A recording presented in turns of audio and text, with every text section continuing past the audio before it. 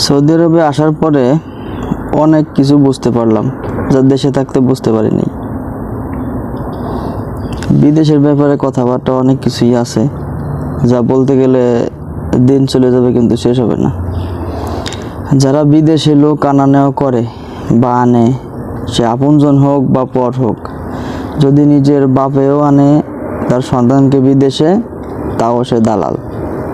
এটা একদম খাঁটি কথা। লাভ ছাড়া কেউ বিদেশে আনে না।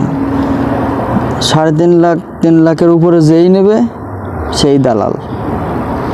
আর দালালকে বর্তমান হচ্ছে লগেন খুব চাপ।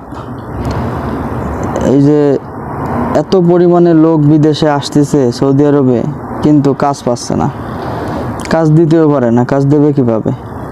আনার দরকার আনিয়ে রাখে, তারপরে ঢিল দেয়, যে আসে সেভাবে কি যে না আমি আইসি এত কষ্ট করি, আনে দালাল তো কাজ দিতে পারতেছে না, তো আমি অন্য জায়গায় চেষ্টা করি কাজ বাজের, দেখি অন্য জায়গায় কাজ বাজ পাই নাকি, বসে কতদিন খাবো।